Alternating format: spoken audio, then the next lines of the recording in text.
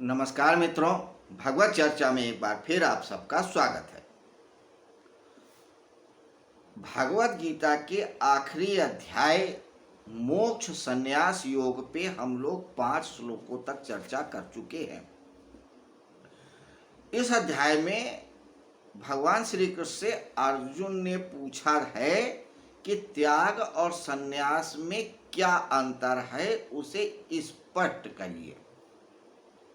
स्पष्ट करने के लिए इसलिए कह रहे हैं क्योंकि इस पे पहले वो प्रकाश डाल चुके थे।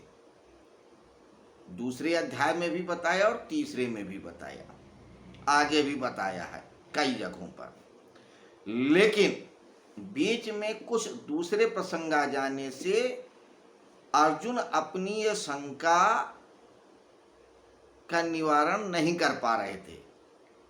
हालांकि ये प्रश्न उनके जेहन में तीसरे अध्याय में ही आ चुका था, जब भगवान श्री कृष्ण ने सांख्य और कर्म दो निष्ठाओं की बात कही थी। खैर, अब उन्होंने प्रश्न पूछा है जिसका उत्तर दे रहे हैं भगवान श्री कृष्ण, और इसी प्रश्न के उत्तर के साथ भगवत गीता समाप्त हो जाती है।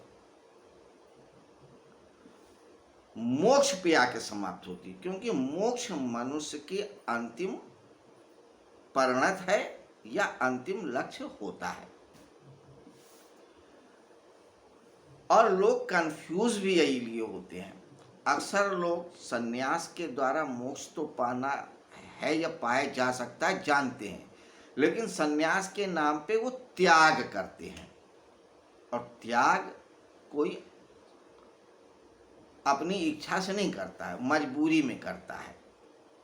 अगर इच्छा से करता भी है और उसका सही अर्थ नहीं मालूम है तो वो त्याग गलत तरीके का होगा, रासिक होगा, तामसिक होगा और जिसका फल नहीं मिलेगा। क्योंकि त्याग अगर सात्विक है तो ही फल मिलेगा, और जब त्याग सात्विक हो जाता है तो वही संन्यास हो जाता है। अपनी इस बात को क्लियर करने के लिए वो 5 प्रकार के कर्म बताते हैं: नित्य कर्म, नैमित्तिक कर्म, काम कर्म, प्रायश्चित कर्म और जरूरी कर्म। इन 5 कर्मों को 4 विधियों से निषेध किया जाता है। 4 विधि है निषेध की, या मत है, विधियां नहीं मत है। उन 4 मतों पे बात करने के बाद भगवान श्री कृष्ण अब अपना मत दे रहे हैं। पिछले श्लोक में उन्होंने कहा कि यज्ञ, दान और तप, ये 3 कर्म मनुष्य को नहीं छोड़ने चाहिए, चाहे सारे कर्म छोड़ दे। अब आज जिस श्लोक पे बात करेंगे वो इस अध्याय का सारभूत श्लोक है। अगर सिर्फ इस श्लोक को आप जान लें और जीवन में उतार लें तो भगवत गीता आपके जीवन में उतर चुकी है, ये जान लीजिए। श्लोक कहता है, ये छठा, एतन्यापि तु कर्माणि संगम त्यक्त्वा फलानि च कर्तव्यानीति मे पार्थ निश्चितम मतम उत्तमम। हे पार्थ, इन यज्ञ, दान और तप रूपी कर्मों को तथा दूसरे भी कर्मों को आसक्ति और फलों की इच्छा का त्याग करके करना चाहिए, यह मेरा निश्चित किया हुआ मत है। आप समझिए, पिछले श्लोक में उन्होंने कहा था 5वें श्लोक में कि यज्ञ, दान और तप, इन 3 कर्मों को कभी नहीं छोड़ना चाहिए।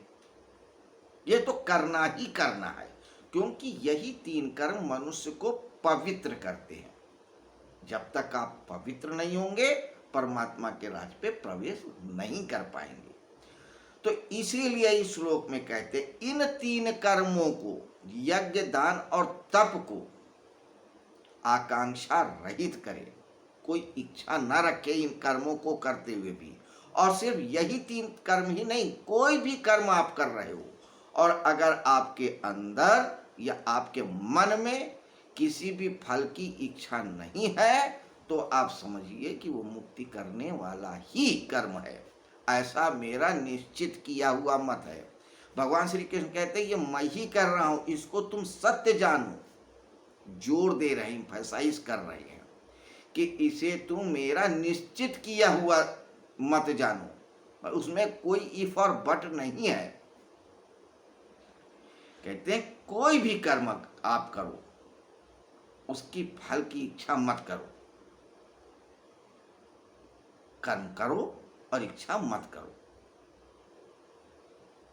कर्मण्येवाधिकारस्ते मा फलेषु कदाचन, या कर्म विदाउट इच्छा,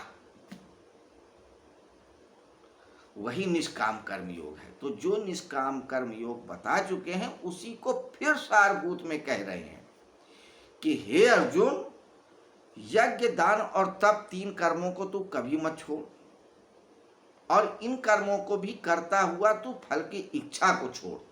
वही असली त्याग है, और जो ऐसा करता है वही मोक्ष का अधिकारी है, वही परम पद का अधिकारी है। अधिकारी क्या, वो पा ही जाता है। तो मित्रों, इस अध्याय के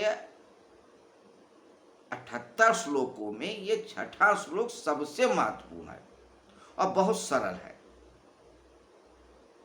कोई लंबी चौड़ी व्याख्या की जरूरत ही नहीं है। साधारण सरल शब्दों में कहा है, संक्षेप में कहा है कि कर्म विदाउट कामना, कि कोई भी कर्म करो बिना कामना के करो, वही असली ज्ञान है। और जब आप इस बात को जीवन में उतार लेते हो तो आप उस पार उतर जाते हो।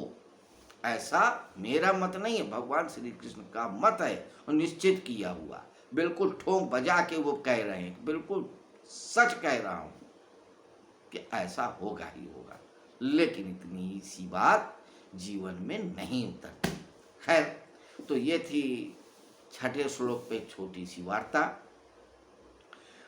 18वां अध्याय है और इस पे 78 श्लोक हैं। ये सबसे बड़ा अध्याय है। यहीं पे आके भगवत गीता समाप्त हो जाती है। भगवत गीता में 700 श्लोक हैं। धृतराष्ट्र, संजय, अर्जुन और भगवान श्री कृष्ण के बीच वार्तालाप है, उसी को लिपिबद्ध किया है भगवान वेद व्यास ने, जिसे हम भगवत गीता के नाम से जानते हैं।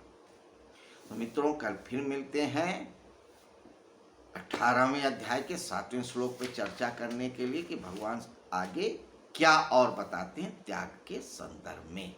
तब तक के लिए आपसे आज्ञा चाहूंगा। नमस्कार, शुभ रात्रि।